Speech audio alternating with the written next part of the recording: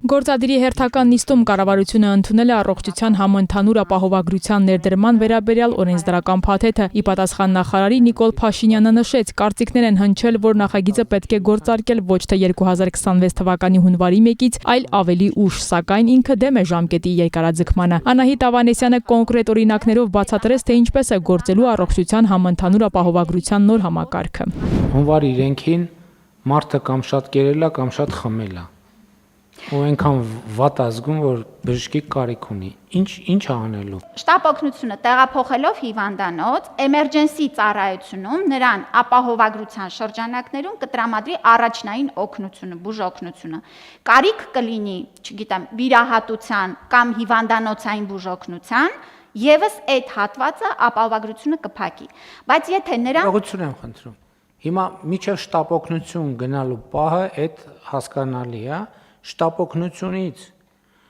դեպի հիվանդանոցային ծառայություն այդ հատվածում շատ են լինում ահազանգեր, միջև հիմա մարդիկ այսօր անում են, նամակներ են ստանում, ես ձեզ նաև բան եմ անում, վերահասցեագրում եմ, որ ասում են դե ով կա հարազատներից, թող գա մի հատ տենանք ստե վճարումների բանի հարց կա եւ այլն եւ այլն։ Հիմա եթե դա առողջապահության ապահովագրության ծածկույթ է, մենք կարողանում ենք երաշխավորված ասել, եթե մենք ասում ենք, որ երաշխավորված ասել, որ մեր քաղաքացին այդ նախադասությունը այլևս չի լսելու։ Եթե ծածկույթը եւ ցուցում է, այո, քաղաքացին չի լսելու կամ լսելու է ձեր ասած համավճարի կտորը, որը եւս պարզ սահմանված է լինելու։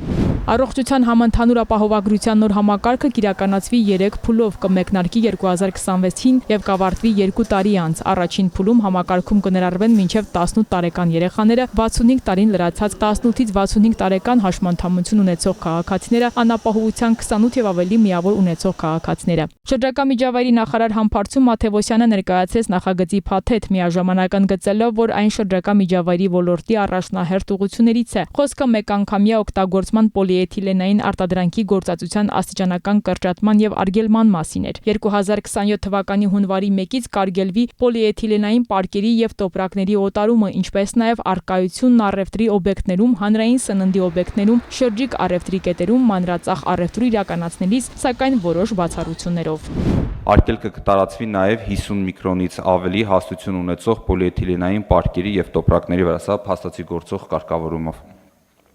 Որպես այլընտրանք դիտարկում են թղթից եւ կտորից պատրաստված բազմակի օգտագործման համար նախատեսված տոպրակները։ Կառավարությունը հավանություն տվեց նաև արտադրական կեղտաջրերի նախնական մաքրմանը ներկայացվող պահանջները սահմանելու մասին որոշման նախագծին։ 26 թվականի հուլիսի 1-ից չի թույլատրվելու արտադրական կեղտաջուր արտանետողներին պահանջներին չհամապատասխանող կեղտաջրերն առանց նախնական մաքրում իրականացնելու արտանետել կենտրոնացված ջրահեռացման համակարգ։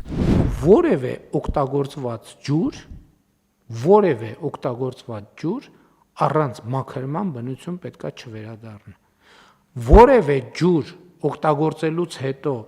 առանց մաքրման բնություն վերադարձնելը դա բնապահպանական աղետ է։